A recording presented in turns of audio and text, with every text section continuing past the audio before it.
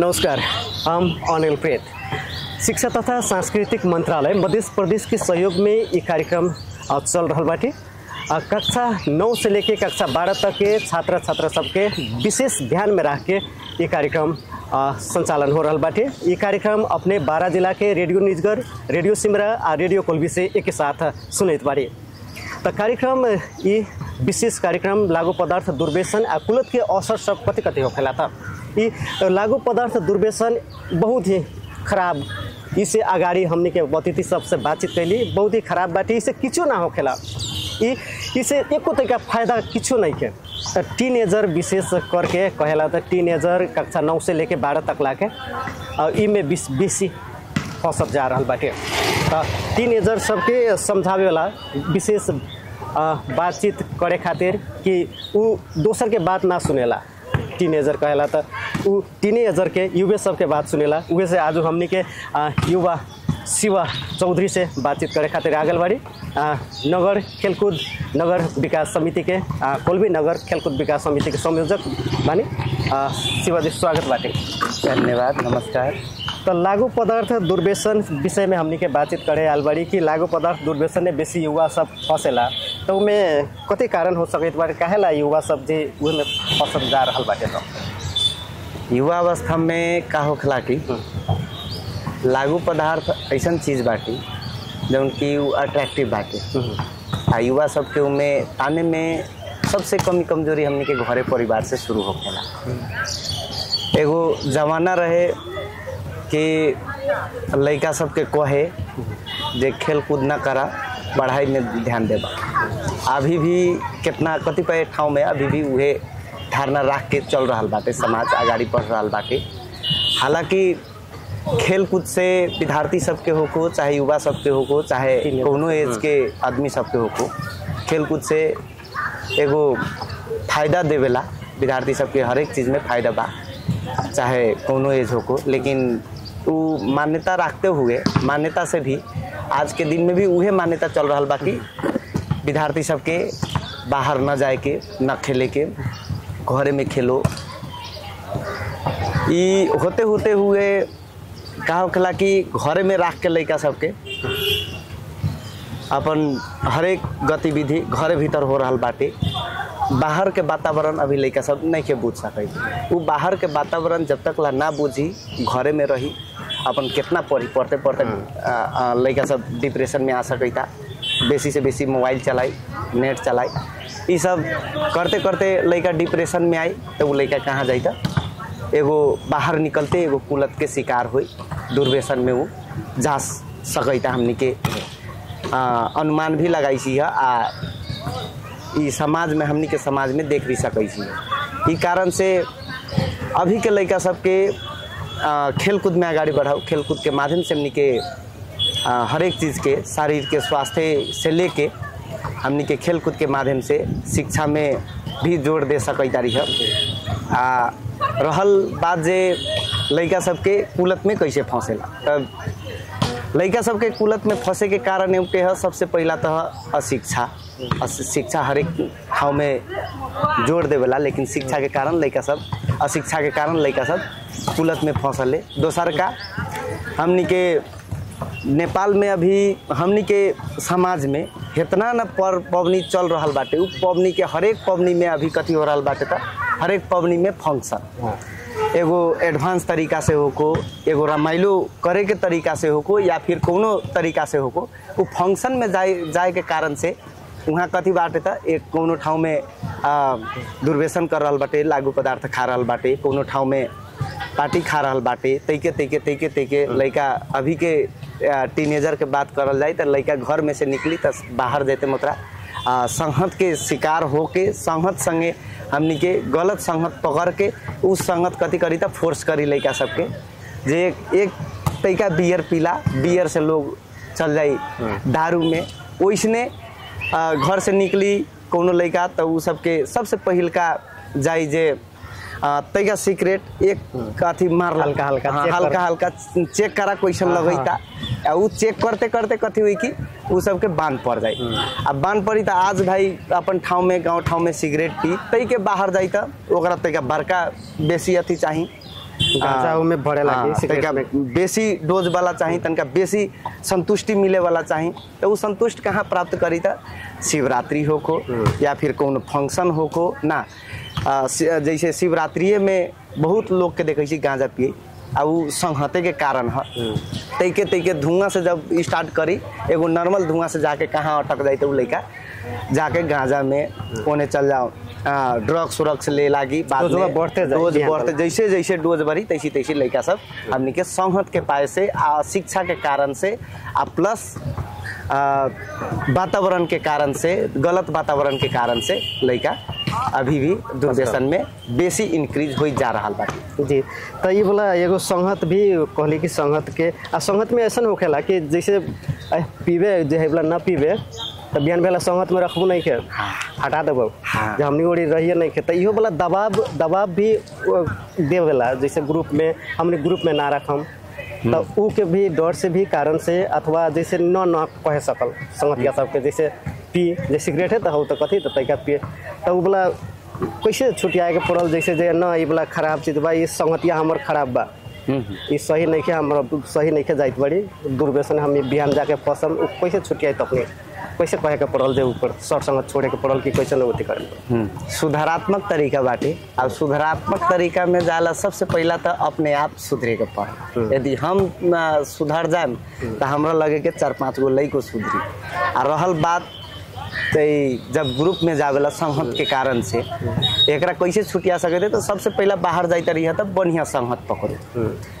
अब सर संगत में वास्तविक बात है, जैसे अपने कहली है जे अभी के लड़का सब तैके कसम मौसम कति वास्तव में हमनियों के कहबो जाई तो हमनियों के ऐसने होके हमनी के अग्रज भी ऐसने करे, कहबो प्रसादे के नाम में तो कहबो संहते के नाम में, न तैका पीला से कुछ न होई, तैका खैला से कुछ न होई जे तोरा नीमन लागी, आरामदायी होई। अब एकरा छुटियाला तो सबसे पहला हम अपने आप के यदि सुधारात्मक तरीका में ले जा सकते रही ना हमार संगत यहाँ गलत बाटे है, हमार संगत हमारा गलत रास्ता ले जा रहा बाटे, इहे सब संगे उ दूगो तरीका अपना सकी ना, इहे सब संगे रह के भी हम सुधारात्मक तरीका से जा सकते रही। आ न तो एगो हो गल कि ना ई संगते छोड़ जो जहाँ निमन बाटे संगत तहाँ जाके हम बैठू, एक ई तरीका से छुटिया सके करे।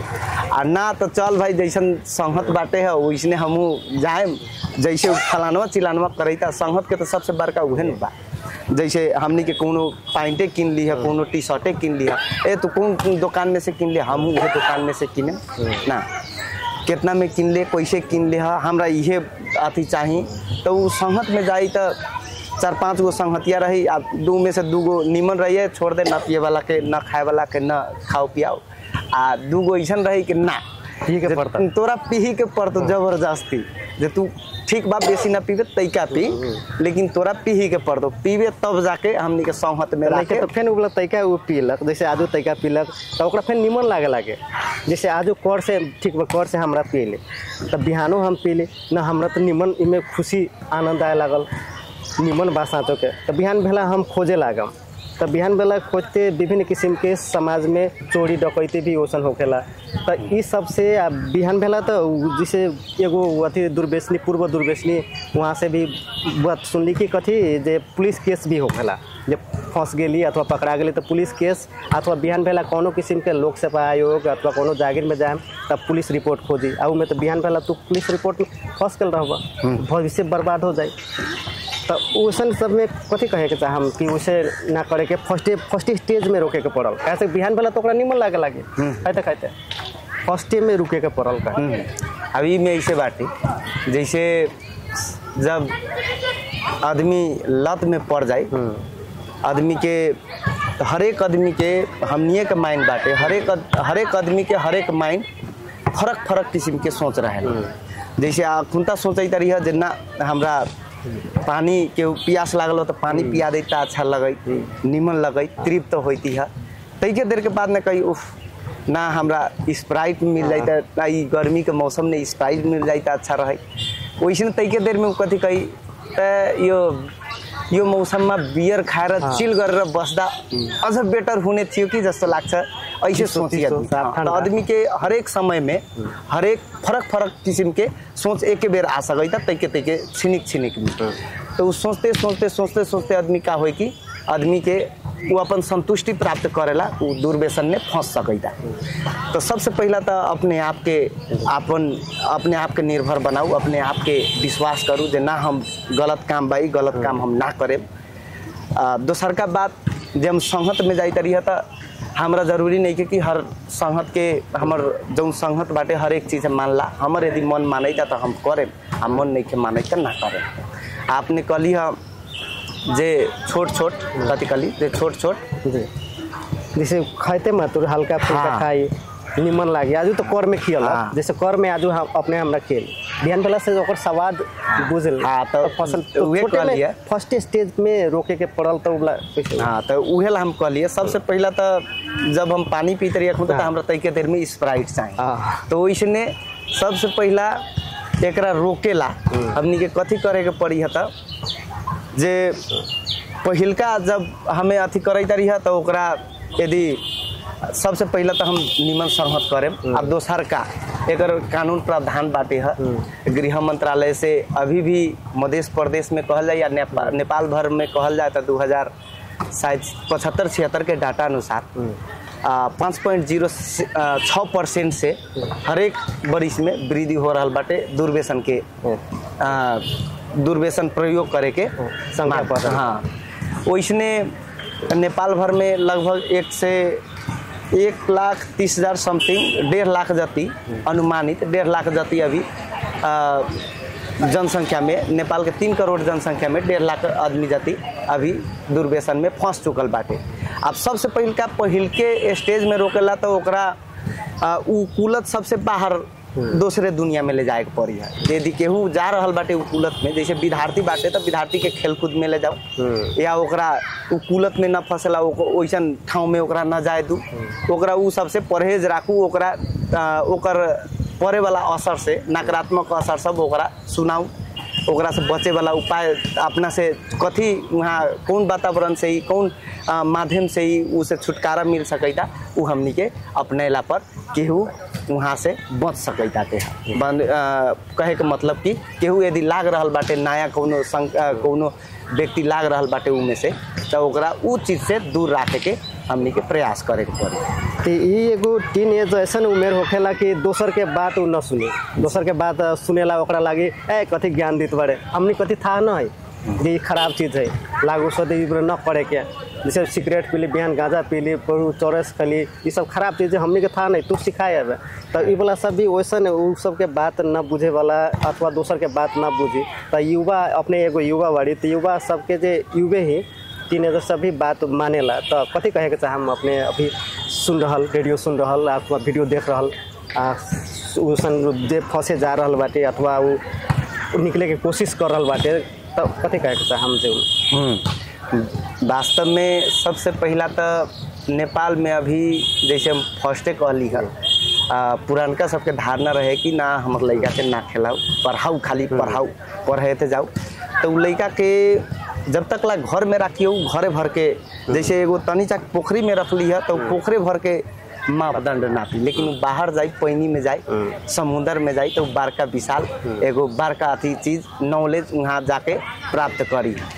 तो वैसने बा यदि केहू लाग रहल बाटे में सबसे पहला तो टीनेज वास्तव में नेपाल के जनसंख्या के आधार में पुरानका डाटा के अनुसार लगभग सबसे बड़का दुर्व्यसन में लागल 25 बरिस के अंतर में बाटे है। ई कैसे होकेला कि सबसे पहला लड़का सब जानले न बुझले रही है जैसे कथी नकारात्मक पढ़ी आप 10 क्लास में पढ़त रही हल्का हल्का एगो छोट तनी बात सब पढ़त रही लेकिन उहे तनका बड़का क्लास में जाई तो उहे वाला के एगो बड़का डिफिनेशन सहित पढ़ी है। तो वैसे ने जैसे टीनेज में केहू लाग रहल बाटे दुर्व्यसन में तो उ टीनेज से सबसे पहला तो उ सबके दूर भगाओ हम पहला भी कह लिया ई सबके कैसे रोकथाम कल जाओ तो हम कुछ कहबे कैली है, राज्य से भी कुछ तरीका बा, कुछ नीति नियम बनैले बाटे, उ नीति नियम के पालना करे के पड़ी है। हाँ, बात रह गेल जे युवा सबके कैसे रोकल जाओ। अभी के संदर्भ में वास्तविक कहल जाओ तो जैसे जनसंख्या बढ़ रहा बा वैसने आदमी के इच्छा भी मांग भी बढ़ रहा बाटे। आदमी संतुष्ट कुछो से संतुष्टि प्राप्त कर नहीं के सके। अब टीनेज में लाग रहा बाटे तो संहते संहत में कुछो जानी न बूझी फोर्सों के कारण से, प्लस में बेसी जानले न बुझले रही उ कारण से भी लाग जाई है। अब ओकनी के धीरे धीरे उ बाद में संतुष्टि बड़का मांग करे लगी। वैसने अब टीनेज में केहू लागल बाटे है में, टीनेज में केहू लाग रहा बाटे है तो ओकरा वास्तविक बात है कि न वो अपन गार्जियन के बात मानी। हमनी के समाज बाटे है, आज कोनो बुढ़वा कह देल जे सिगरेट न पी, सिगरेट से हई चीज होखेला तो लागी उहे बुढ़वा खुरवा में पियम। हमनी के यहाँ घुइचो समाज इतना बाटे है कि एगो तो पहाड़ में के फरा किलो समाज होला के चलते वो सबके संहतो भी बड़ा कठिन से हुई। लेकिन गाँव के संहत ऐसा बाटे है कि पिसाबो करे जाले वो संहते खोजे, उहे संहत के कारण से धीरे धीरे बिगड़ते चले। वैसने बाटे टीनेज के अब रोके खातिर हमनिए जैसन युवा हमनिए के खेलकूद के माध्यम से होको, शिक्षा के माध्यम से होको, या ओकरा जैसे सरकार लागू कैले बा कोनो नीति नियम बनैले बा उ माध्यम से होको, या फिर मीडिया थ्रू प्रचार प्रसार से होको ओकरा छुटकारा दिला सकता। अब टीनेज में बहुत कुछ के नॉलेज न रहले, अपरिपक्व आदमी बेसी कुछ न जाने के कारण भी उ में फंस सकता। ओकरा छुटकारा दिलाला तो सबसे पहला लड़का के अलझाओ कुछों में बिजी रखे। हाँ, बिजी राखू। जैसे अब लड़का बा तो काम करे ना सकी है, बड़का काम करे ना सकी तो कथी में खेली, कथी में अलझी तो खेलकूद में अलझी। जैसे यही लड़का सब बाटे मानू यहाँ लगभग हमनी के 30-40 गो लड़का वॉलीबॉल खेल रहा बाटे। ये 30-40 गो ठीक बा, सब केरे उठी अखुन तो मॉर्निंग पढ़ाई बा, सब केरे 12 बजे तक ला ये सब क्लास करी, 11-12 बजे तक ला।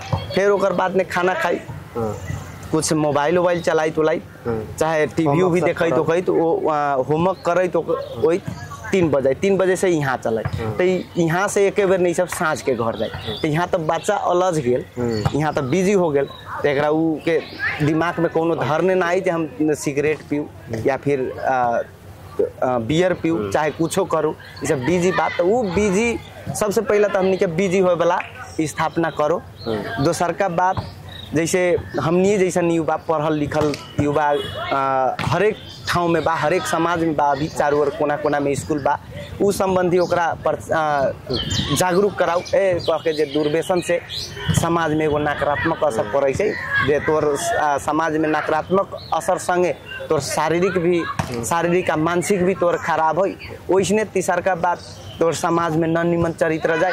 चौथा बात जैसे अपने कहबे कैलिए जे पुलिस में यदि वैसन कोनो किस्म के यदि आपराधिक कोनो किस्म के यदि ओकर पकड़ा जाए तो ओकरा बिहान के दिन में जागीर खाला भी तनका डिस्टर्ब करी है। तो ये सब हमनी के बाहर लिया हुआ हरेक युवा सब में जैसे शिक्षा से होको चाहे मीडिया थ्रू होको आ खेलकूद के माल कैसे जा सके समाज में एगो पिछड़ल भेग में भी रहल टीनेज लड़का लंग ई जाओ जे इसे नकारात्मक असर पड़ सके तो हमनी के सकारात्मक ओर जाल जाओ तब जाके हमनी के निराकरण कर सकते जी। इसे आखिर कोनो किछो फायदे नहीं के जी। लागू सोच सिगरेट पीला से क्षणिक आनंद बाटे, जैसे एक टिका लागी न बहुत दोसर दुनिया में चल गई हैसन वैसन, लेकिन उसे एको तैया किछो फायदे नहीं है। जखन के लागू सोच अगाड़ी पूर्वक प्रयोगकर्ता सब भी हमने के बातचीत कैली वहाँ से कि उ सब जे नहीं है, ये सब जे खराब चीज़ बाटे, जैसे एको तैया शरीर के फायदा अथवा समाज में भी इमेज बिगाड़ दी। फलानवा का लड़का तो ऐसा है, ओकर संगत न धरिया, ओकर संगत में जाहू के फिर रोक के समाज में छुटे नज़र से देखिए, ये सबसे भी बचे के पड़ ना जी। तो चलिए आज बातचीत कैली हो खातिर धन्यवाद देवे। नमस्कार। हौसला आज के खातिर कार्यक्रम में इतने हमने के बातचीत करते रही शिवा चौधरी से। तो आज के कार्यक्रम यहीं रोकई, अपने सुन के साथ देनी अपने दिल से धन्यवाद दी। आज के खातिर छुटे, नमस्कार।